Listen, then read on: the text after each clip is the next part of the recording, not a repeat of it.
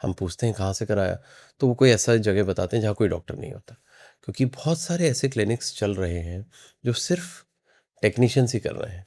अब अगर डॉक्टर का एक्सपर्टीज़ नहीं है तो ट्रांसप्लांट कैसे सही होगा? मुझे ये बताइए कि हेयर लॉस का इतना बड़ा इमोशनल इम्पैक्ट होने के बावजूद हेयर ट्रांसप्लांट इतना कॉमन क्यों नहीं है? बिल्कुल ठीक बात है।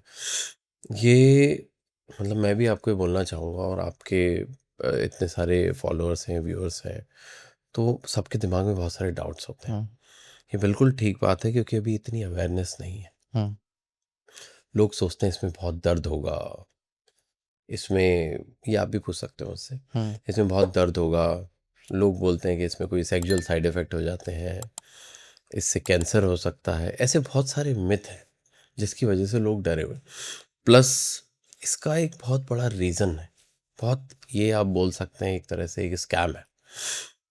बहुत सारे ऐसे क्लिनिक्स हैं जहाँ डॉक्टर है ही नहीं और हेयर ट्रांसप्लांट हो रहा है।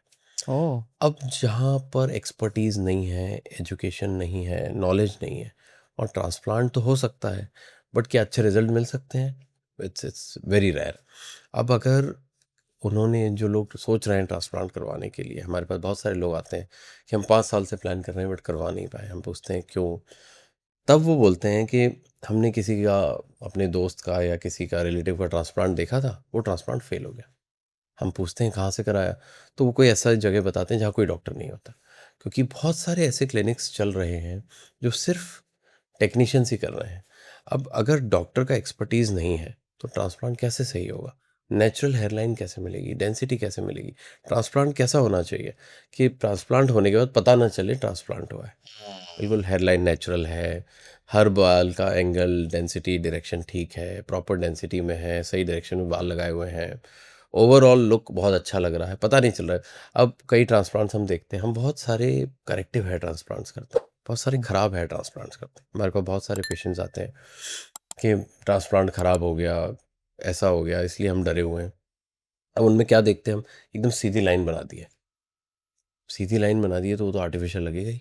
वो हुँ, ऐसा लगेगा जैसे कि कोई पौधे लगे हुए हैं या दूर-दूर, हुँ, या बहुत कम डेंसिटी दे दी है, तो ऐसा लगता है कि इतना गैप है, इससे अच्छा तो बाल्ड ही अच्छे लग रहे थे। हुँ, तो इतनी कम डेंसिटी में आगे पूरे एरिया में 50 बाल या 200 बाल या 500 बाल दिख रहे हैं, तो इससे अच्छा तो लुक बॉल्ड ही था, या तो हम हुँ, शेव करके ही रह लेते। कुछ लोगों का एक्सपीरियंस इसलिए ख़राब हो जाता है क्योंकि उनको बहुत पेन होता है ट्रांसप्लांट में, या तो ये सारी चीज़ें डिपेंड करती है आप ट्रांसप्लांट कहाँ से करवा रहे हैं। हुँ, अगर आपके डॉक्टर एजुकेटेड हैं, नॉलेजेबल हैं, उनके पेशेंट्स हैप्पी हैं, तो उनका इंफ्रास्ट्रक्चर अच्छा है, उनका क्लिनिक अच्छा है, क्योंकि इन सब चीज़ों में अच्छे इंस्ट्रूमेंट्स की ज़रूरत होती है, अच्छे ओटी सेटअप की ज़रूरत होती है। अब आपने देखा होगा, कई केसेस भी सुने होंगे, सैलून में ट्रांसप्लांट हो रहा हुँ, था। अब ऐसी सारी जगह अगर ट्रांसप्लांट होंगे तो उसकी वजह से थोड़ा डर बैठ जाता है लोगों को।